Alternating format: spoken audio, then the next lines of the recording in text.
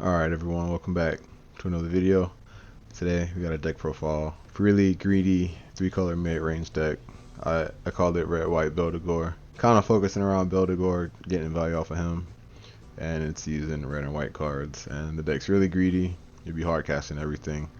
I have not tested this deck at all. It's just a concept, so it's probably not optimal. But like I said, I'm just making content so that we can have something to talk about while we wait for the game to come out. Maybe this will jog an idea in your head or something too. So let's go ahead and get into the deck profile. Nexus lineup here. We are running 7 total Nexuses. We got 3 Volcanic Canyon. This lets us dig through the deck since we're running a lot of 2 and 1-ofs. We're going to need to be able to see the cards that we need. So getting this out, let's draw an additional card on the draw step to help us get through the deck. You probably won't be using the second ability. Netherworld Depths lets you draw a bunch of cards in this game. It is very expensive though. However, it is one of the best draw engines in the game currently. And its second effect is also useful in this deck against decks like White. We also got 1 copy of the Elephant Nexus to help reduce the cost of Elephant, and Infinity Mothership because that card is really good in a greedy deck like this one.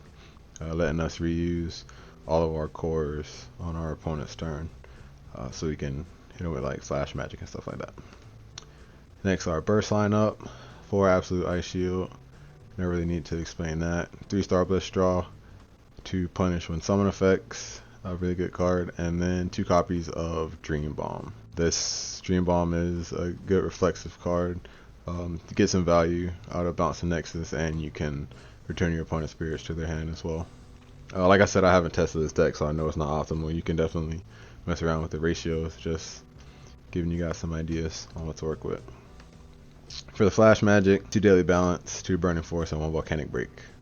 Daily Balance is really strong. Burning Force is a meta-defining card. Everyone tries to play around its flash effects so you don't get 2 for 1. And also Nexus Destruction is really powerful. And I have a copy of Volcanic Break in here. I really like this card. Being able to destroy a spirit with 6,000 or fewer BP is really powerful right now. You can hit level 2 Elk, and you can hit a lot of stuff with Volcanic Break, so I just have 1 copy of it in here. Next is the Beldegor package. Running 3 Beldegor. This lets you destroy exhausted spirits that cost 4 fewer when it's summoned, and it has the Immortal ability, which lets you summon it from your trash when one of your spirits that costs 4 or 5 is destroyed. And here are the spirits we have that cost 4 and 5. 4 Dark Lancer, just draws a card when you summon it, so it replaces itself. Pretty good card there. Gun Knight Heavy Barrel, I'm a fan of. It tucks a when summoned spirit your opponent controls, so this is really good against the Cursed Dragon combo.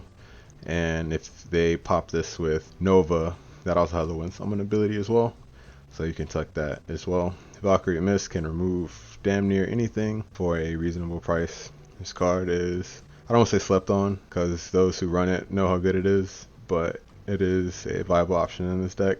And Icebreaker Bridget is a card I do think is slept on. It costs 5, so it's eligible for Beldegor.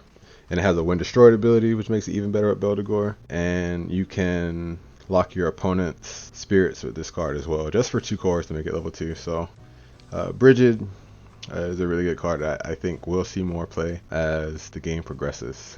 It wasn't in a lot of decks at Vegas, I don't think, but I think that it will be moving forward. So 3 Bridget in this list here. Here's our Beldegor package. Next up, we just got some good stuff.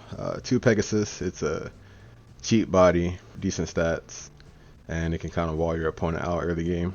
Derm Dyna. If you watch my tier list video, I do think that this card is meta defining. You can end the game with this card relatively easy.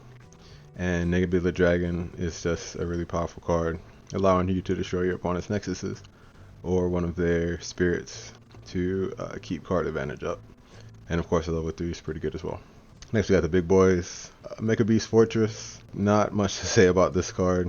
When it's destroyed, it does a lot, and that refresh effect is really good in a deck like this as well. And 2 copies of Enterprise, just because it's a super good card. If you can get it to level 3, you'll be in a really good position. So that's why we're running 5 of these big boys. We got the Little Raigeki combo going as well, with 2 Cursed Dragon and 2 Baculus. This is a board wipe combo. summon Beldegor to put everything to 1 core, and then you clean up with the Cursed Dragon to remove 1 core from all the other spirits and ramp. And he's just got a really nice body as well at 6,000 power and 9,000 for 4 cores, and he can remove even more cores as well. I just wanted to take all the good stuff cards I could and stuff them into one deck, so that's how we ended up here. And speaking of good stuff, 2 Novas just because you can.